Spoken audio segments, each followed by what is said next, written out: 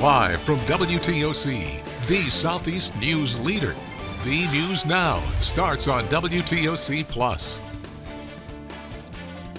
Well, thanks for joining us this morning on WTOC Plus. I'm digital anchor Jude Bankley. We're going to go get right over to your forecast with Andrew Gorton because, Andrew, weather's been pretty nice the last couple of days, but it sounds like we are tracking some potential rain chances tomorrow.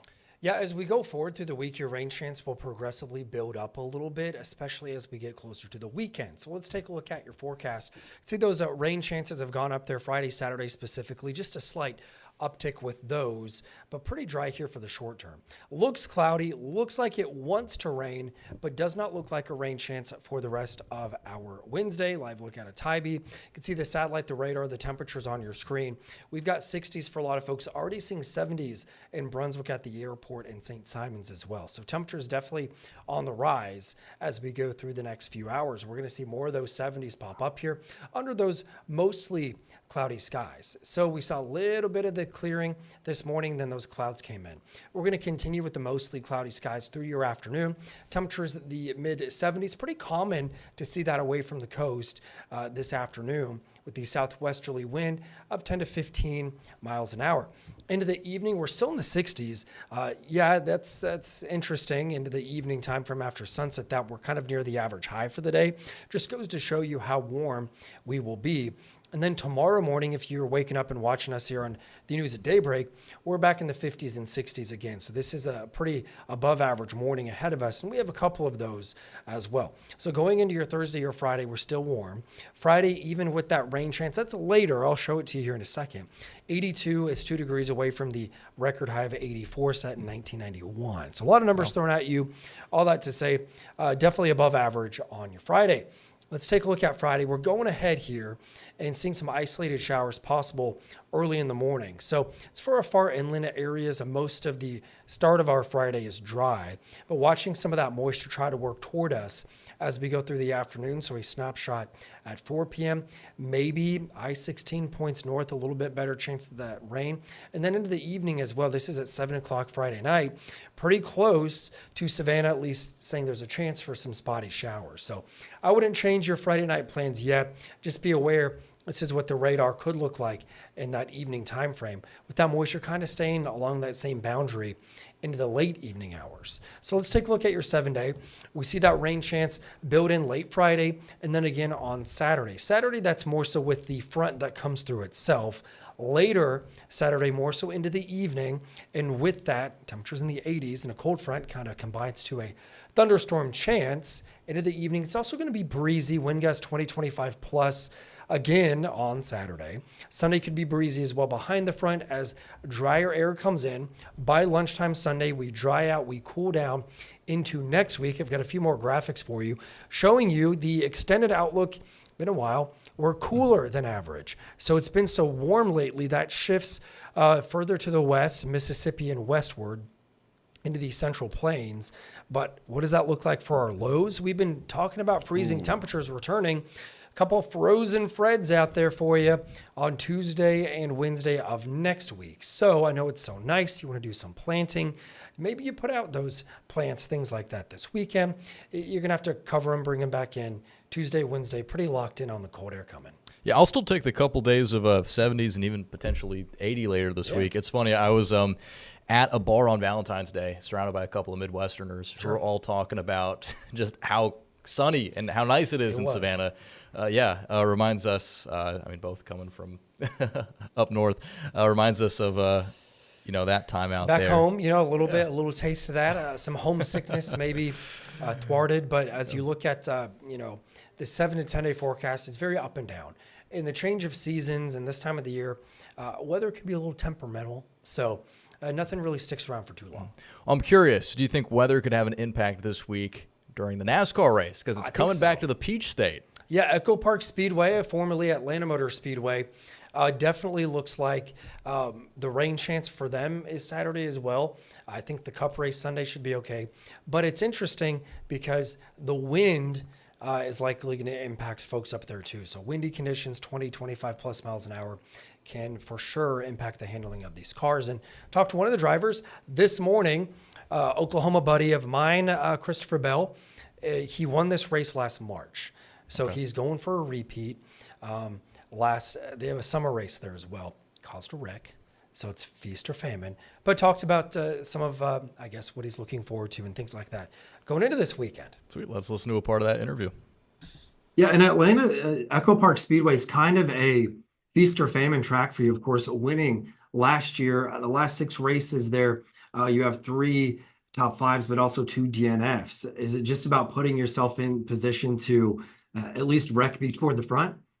Yeah, I mean, it's just a product of the super speedway racing, and Atlanta or Echo Park Speedway has probably one of the most fun tracks that we have on the schedule. I love going there, and it is super, super intense, but it becomes very easy to get caught up in other people's wrecks, and I say that I caused a big wreck last time, so.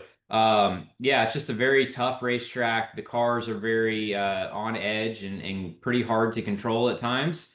And I think this weekend at Atlanta, we're going to have, really gusty winds, which is going to add or be a major factor into the handling of the cars. So talking about the gusty winds conditions there, it's going to be tough to top Daytona from last week. That was a heck of a finish.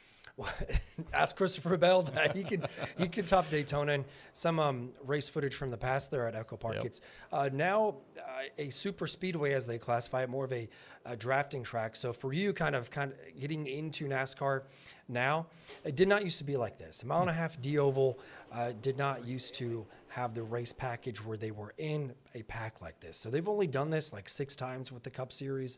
So this is relatively new. Look for the Fords to be strong once again. They're pretty good there. Don't really know what the Chevys have to offer with their new bodies. The aero package is going to be. I think with windy conditions, the Chevys might struggle a little bit. Toyota's Ford's probably going to be a little bit more consistent, not having to rewrite their notebooks. So it'll be interesting. It's always an entertaining race, that's for sure. Bell winning in March last year. And then the summer race was won by Georgia's Chase Elliott. So it's always a fun one, and Cream kind of rises to the top. So we'll see what happens. It should be a fun afternoon for those guys. Absolutely. Fun to see NASCAR here in the Peach State. I should mention, Andrew, that was a snippet of your interview from this morning. It'll be up soon on the website for your podcast, Inside Lane, right on WTOC.com. Andrew, thanks for joining us. I've been enjoying the NASCAR chat. Let's make it a weekly segment. We'll do it every week. All right. Well, we are going to continue with our top stories here on WTOC Plus, as police responded this morning to a multi-car crash involving a Liberty County school bus that was stopped. Waltowerville police say that the school bus was stopped after picking up 2 kids when it was rear-ended. The school bus had 13 children and 2 adults on board. Fortunately, no injuries were reported from the bus. The school district confirmed the school bus involved in this crash was bus number 43. Now, the Liberty County School System superintendent released a statement saying they're thankful to report that no students nor the bus driver were hurt. Students were safely transported to the school or picked up by their parents, and all students are now at the school. Law enforcement said that 3 other vehicles were involved in the crash, and they were a Chevy Impala, a Chevy Silverado, and a Dodge Ram. The Impala and the Silverado were stopped behind the school bus when the Dodge Ram hit the Silverado. WPD reported that the drivers of the cars and trucks all sustained injuries. The driver of the Impala and Ram were taken to the hospital in an ambulance. The driver of the Silverado sustained major injuries and was life-flighted off the scene. 511 Georgia has reported that all lanes of State Route 119 are now clear. Well, the community continues to mourn a Savannah teacher killed in a crash earlier this week, Dr. Linda Davis. At the same time, leaders are saying that crash could have been prevented. The suspect has now made his first court appearance yesterday, and we were the only news outlet there. Now, we weren't allowed to have a camera in the courtroom, but Oscar Vasquez Lopez appeared virtually from the Chatham County Jail. He's being charged with vehicular homicide and reckless driving. He will stay in jail after the judge did not set a bond for him. Jailer said he was being held for detox due to his behavior. The state opposed bond, saying he was seen by a nearby Chatham County police officer and other witnesses running a red light and crashing into Davis while being chased by unmarked ICE cars with flashing lights. His public defender argues it was a potentially illegal pursuit, and that's why there should be a bond. The issue will be considered down the line during a preliminary hearing. And protesters met in Forsyth Park last night following that tragedy. The Party for Socialism and Liberation held the protest to oppose ICE's presence in the city of Savannah while mourning the death of the beloved Hess K-8 teacher. Some criticized federal officials' response, saying they're disappointed from DHS leadership, as well as Buddy Carter's recent statements on the issue. Speakers reflected on Davis's role as a teacher and the overall impact of her death on the community. Their own paychecks on supplies for students. That's commitment to nurturing the youth. And that is something that I really thought about when I was reading about Dr. Linda Davis. And I knew this was a working class person, just like me, just like my mother. And I knew that I had to step out and protest against this. Organizers say they want to unite and continue to protest ICE enforcement in Savannah through additional demonstrations, though none have been scheduled. Well, happening right now, jurors are continuing to hear testimony in the trial of Colin Gray in Barrow County. He's accused of giving his son Colt Gray the AR-style rifle that was allegedly used in the deadly Appalachia High School shooting. Nimani Watson with our sister station joins us from outside the courthouse, where day 3 of the trial began earlier this morning. Yesterday was another day of pretty emotional testimony from Appalachia High School students recounting the day of the shooting and being shot. Some said they thought they were going to die. The students are minors, so their faces weren't shown. Some students said they suffered from multiple gunshot wounds and talked about having nightmares and seeking counseling for panic attacks after the shooting. Prosecutors also showed a video of a teacher who had also been shot, closing the door to a classroom to protect his students. Prosecutors argue Colin ignored warning signs of his son's mental health, giving him access to the gun they claim was used in the shooting that killed 2 students and 2 teachers. But the defense says Colin did not know his son would carry out a mass shooting and that he attempted to get Colt help for his mental health. Legal expert and attorney John Schiffer says the focus in the trial is about Colin's actions, not his son's. This is the first time in Georgia a parent is being tried and charged and prosecuted for the actions taken by their child. And the criminal responsibility theory is based on the cruelty to children, in that by allowing his child, Colt Gray, access to these ultra-hazardous instrumentalities when he knew or should have known that was going to lead to harms, that's the criminal action. Colin faces 29 charges, including murder and cruelty to children. A trial date has not been set for his son, Colt, yet. Reporting from Barrow County, I'm Nimani Watson, Atlanta News First. Well, staying in state news this morning, the man convicted of killing a former UGA law student is now in jail and awaiting his sentencing.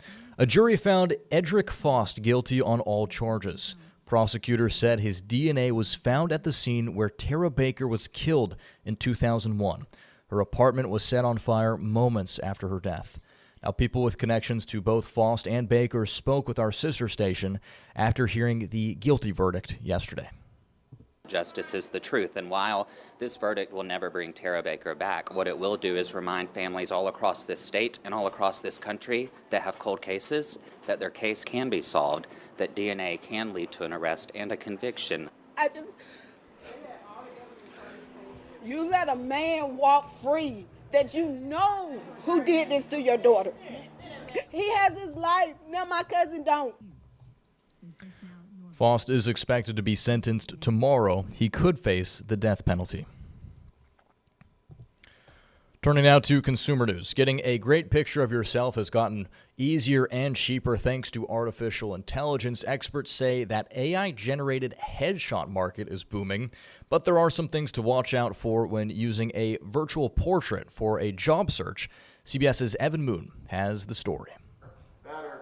From a lens to a laptop, headshots are getting a high-tech makeover as artificial intelligence changes what it means to get camera ready. A recent study found 44% of people would consider using an AI photo of themselves. It's fast, it's simple, it's cost effective. We spoke with Sam DeMace, a career expert at ZipRecruiter, about using AI-generated portraits professionally. You risk the idea of corporate catfishing. AI tools can cause a rubbery or plastic-like effect on your skin. A poorly edited AI headshot is going to trigger a lack of trust from the recruiter immediately. Professional photographers are seeing the trend impact their business. I think there's a fear in every line of work that AI might take our jobs, and photographers are no exception. Peter Hurley has been capturing faces for over 25 years. Hold that, very nice. And wrote a book called The Headshot.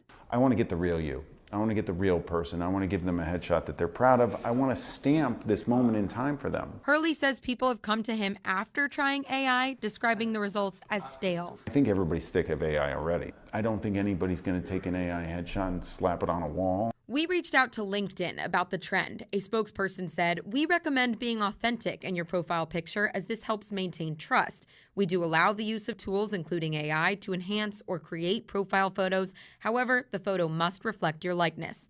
LinkedIn can remove photos that don't comply with their policies." Still, Sam DeMace says AI headshots can be a bargain compared to studio sessions that can cost hundreds of dollars. If you don't have the free income to hire a photographer, having the option to use AI to help you make a professional headshot that's going to land you a higher paying job, that does democratize the process. Her tips: give an AI platform multiple real photos to work with, use a clean background, and double check the details.